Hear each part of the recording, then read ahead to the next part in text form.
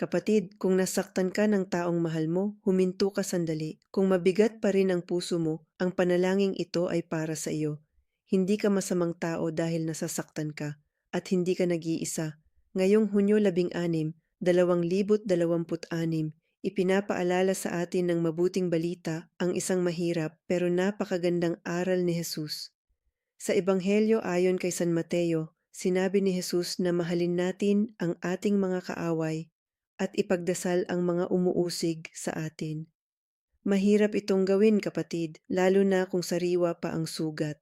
Lalo na kung ang nanakit sa iyo ay taong minahal mo, pinagkatiwalaan mo, o itinuring mong pamilya. Minsan, mas madaling manahimik, mas madaling lumayo, mas madaling magalit. Pero hindi sinasabi ni Jesus na balewalain natin ang sakit. Hindi rin niya sinasabi na hayaan natin ang mali. Ang paalala niya ay ito, huwag mong hayaang kainin ng galit ang puso mo. Huwag mong hayaang ang sugat mo ang magdikta ng buong buhay mo. Sa pananampalatayang Kristiyano, ang pagpapatawad ay hindi laging nangyayari agad. Minsan, proseso ito. Minsan, araw-araw mong dinadala sa Diyos ang sakit at araw-araw mong sinasabi, Panginoon, hindi ko pa kaya ngayon pero gusto kong gumaling. Sa araw ding ito, ginugunita ng simbahan si St. John Francis Regis, isang pari na naglingkod sa mahihirap, sa mga naghahanap ng awa ng Diyos at sa mga taong may mabigat na buhay. Ang kanyang buhay ay paalala na ang pananampalataya ay hindi lang salita.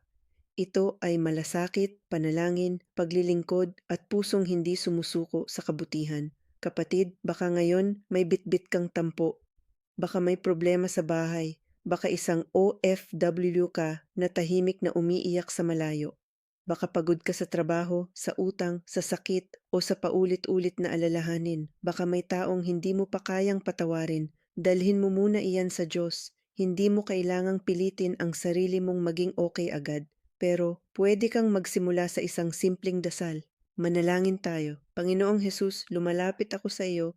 Ngayon, alam mo ang bigat ng puso ko. Alam mo kung sino ang nanakit sa akin. Alam mo rin ang mga salitang hindi ko masabi. Panginoon, linisin mo ang puso ko sa galit, inggit at pait. Turuan mo akong magmahal ng may karunungan. Turuan mo akong magpatawad sa tamang panahon.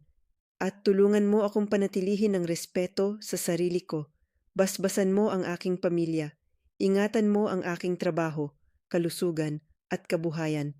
Yakapin mo ang mga OFW, mga magulang, mga anak, at lahat ng pagod pero patuloy na lumalaban. Bigyan mo kami ng kapayapaan. Bigyan mo kami ng bagong lakas. At kung hindi pa namin kaya ngayon, samahan mo kami hanggang unti-unti kaming gumaling. Amen. Kapatid, hindi ka nag-iisa. Kasama mo ang Diyos. May pag-asa pa. Kung tinatanggap mo ang panalangin ito, isulat mo sa comments, Amen. At kung may taong gusto mong ipagdasal natin, ilagay mo ang kanyang pangalan. Ipagdasal natin siya ng may pananampalataya, kapayapaan at pag-asa.